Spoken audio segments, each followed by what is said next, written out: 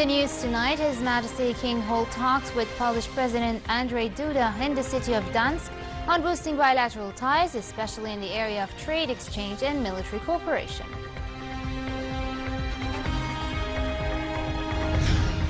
At least 28 Libyan fighters are killed and 180 are wounded as Libyan forces push to oust Daesh from their stronghold in Sirte.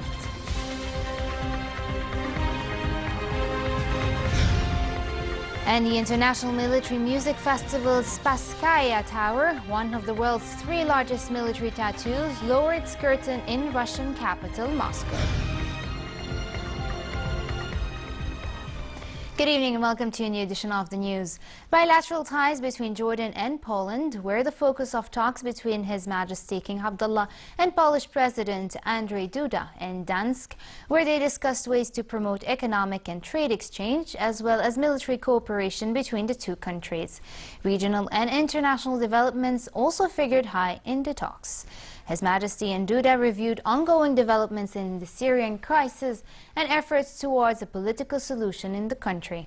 The Polish president hailed Jordanian efforts under His Majesty's leadership to promote peace and security in the region, as well as the kingdom's continued assistance to Syrian refugees. Accompanying His Majesty at the meeting were the chairman of the Joint Chief of Staff, the director of His Majesty's office, as well as other senior officials. On arriving in the Polish city of Gdansk, His Majesty visited the historic Westerplatte Battle Monument, where commemorations of World War II are marked on September 1st each year. King Abdullah arrived in Poland yesterday.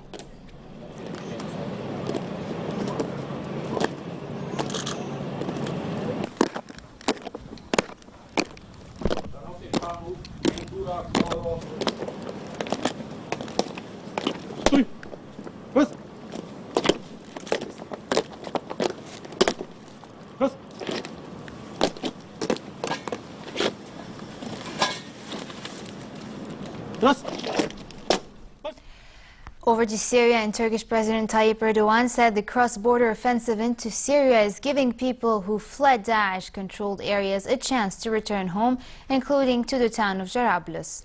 Some people are already coming back, he said. Speaking in the city of Gaziantep, where a suicide bomber attacked a wedding last week and killed 54 people, Erdogan said his country's pursuit of militant groups would be unrelenting. He told a rally of supporters in the city that Turkish operations against terrorist organizations will continue until the end.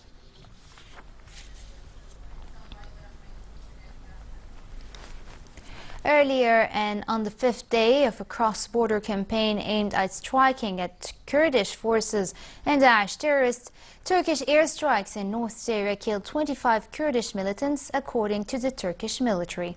The Kurds were killed in an area of Jarablus, a Syrian town on the border with Turkey, said the army, adding that all measures were taken to avoid any civilian deaths. While the Syrian Observatory for Human Rights reported at least 35 civilians killed south of Jarablus during fighting between Turkish-backed forces and rival Kurdish-aligned Syrian militia, the militia has said no Kurdish forces were in the area. Turkey has sent soldiers, tanks and other military hardware into Syria on Wednesday in support of Syrian rebel allies and seized the Syrian frontier town of Jarablus from Daesh.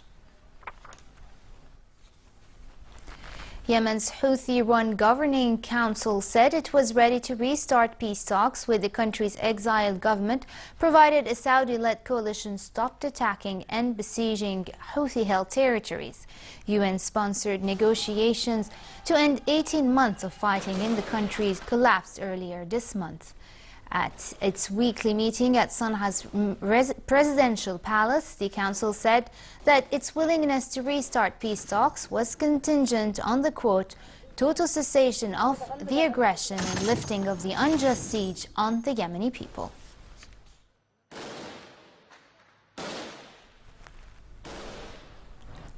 In Libya, at least 28 Libyan fighters and more than 180 were wounded in battle against Daesh in Sirte, according to the hospital sources. Libyan forces are still pushing to oust the terrorist group from its former North African stronghold in Sirte. Today's battle was in preparation for the final push to clear the city of the terrorists. Here's more. This is the neighborhood in Sirte under Islamic State control, and these are the Libyan forces keeping their sights set on capturing it. After 3 months of intense fighting, the forces say they are close to taking the city. U.S. airstrikes this month helped accelerate that progress, which had been slowed by suicide bombing, snipers, and mines. IS took control of the city last year and enforced its ultra-hardline rule on residents. Losing the city would be a major blow for the group, though militants elsewhere are expected to keep trying to exploit the country's political turmoil and keep Libya in chaos. The race to succeed Ban Ki-moon as Secretary General of the United Nations has started. 12 people have presented themselves as candidates, half of them a woman. The UN Security Council will host secret ballots tomorrow until a consensus is reached on a candidate to replace the current Secretary General from South Korea, who steps down at the end of this year after serving 2 5-year terms. One of the leading candidates for the top UN job, Antonio Guterres, is Portugal's most internationally renowned politician who has tackled crises from East Timor in the 90s and the present-day migrant crisis in Europe.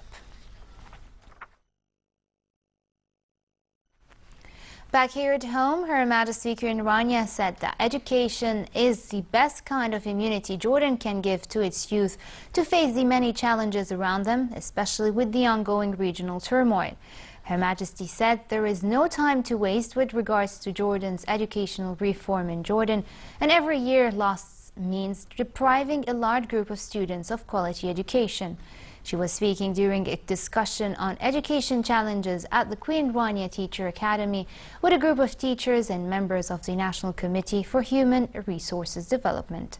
The meeting convened to discuss recommendations by the Committee on Early Childhood Education, as well as issues related to teacher training, school curricula, and vocational training. Queen Rania said education is a fast-paced, advancing sector, and Jordan must keep up with the rest of the world. Also attending the meeting were a number of journalists who shared their experiences in covering shortcomings in the sector. Ambassador of South Africa to Jordan, John Davis, met with the chair and members of the Irbid Chamber of Industry, as well as a number of investors, where he was briefed on investment opportunities in the industry sector. During his visit to Irbid, Davis took a first-hand look at Al Hassan Industrial Estate and the services and opportunities it offers foreign investors. In remarks to Jordan Television following the meeting, he said he has invited South African businesses to visit Jordan in response to His Majesty's call for the two countries to promote trade exchange, voicing admiration at opportunities available through Al Hassan Industrial Estate. Well, thank you for your hospitality here in Irbid. His Majesty King Abdullah II has called for stronger ties between Jordan and Africa, and we in South Africa are very pleased to hear this, and we want to respond by strengthening our economic ties with Jordan in terms of promoting our exports, in terms of encouraging Jordan companies to export to South Africa, and in some cases this is leading to actual investments. We certainly welcome it in South Africa, and South African companies are looking at the Middle East as possibilities for new export markets in future. And I was very impressed by the Al Hassan facilities outside Irbid today, and I think there's a lot of room for strengthening economic ties.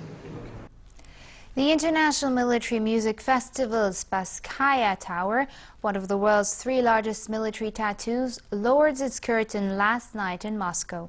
The tattoo started with 1 minute of silence for the 291 victims who were killed in an earthquake that shook central Italy on Wednesday. 22 military bands from 12 countries performed on the Red Square, with 12 bands from Russia. Dozens of open-air music events will be held in Moscow parks during the festival, which runs until September 4th.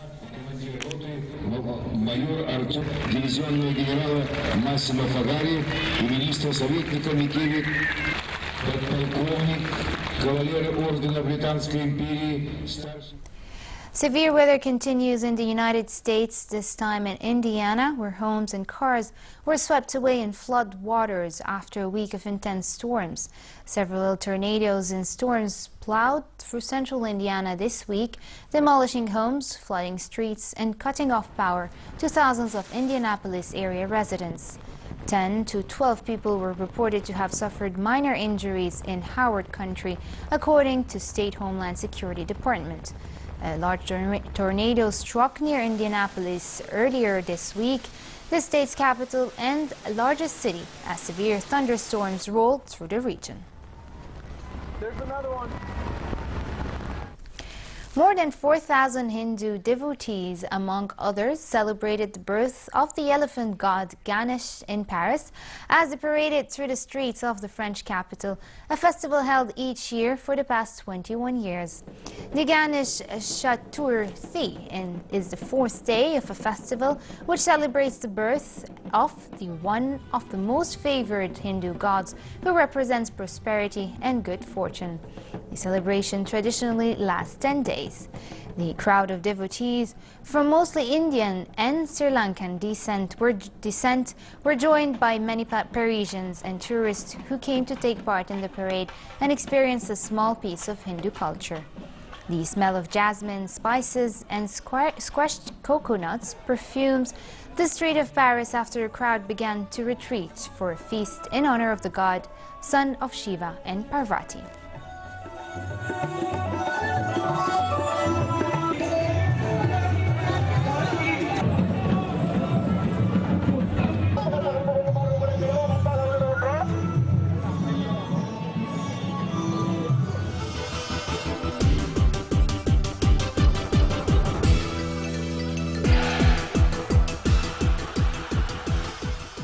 Top seed Agnieszka Radwanska battled past Elina Svitolina to win the Connecticut Open, the final tune-up before next week's U.S. Open. Polish-born Radwanska, ranked 4th in the world entering the tournament, cruised to the first set, then outdueled 10th-seeded Svitolina in a second-set tiebreaker to win 6-1, 7-6 and claim her 19th career WTA single title. And the recently released draw for the final major of the year that begins play tomorrow, Radwanska is seeded 4th, while the Ukrainian-born Svitolina will be the 22nd seed.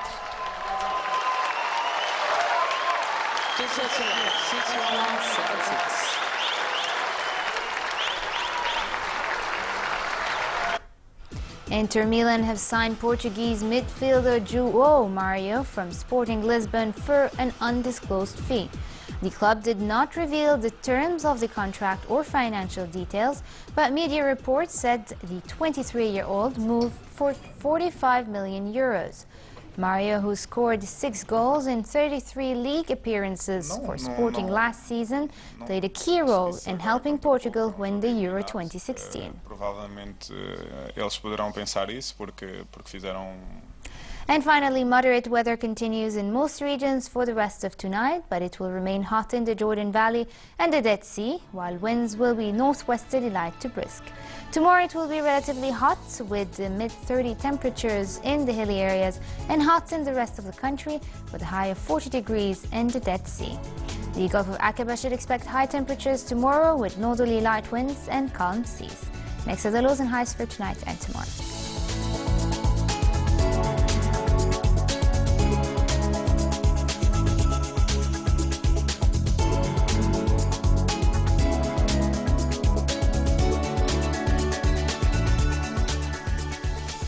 And to end the news, here's a recap of our top stories. His Majesty the King holds talks with Polish President Andrzej Duda in the city of Gdansk on boosting bilateral ties, especially in the area of trade exchange and military cooperation. At least 28 Libyan fighters are killed and 180 are wounded as Libyan forces push to oust Daesh from their stronghold in Sirte.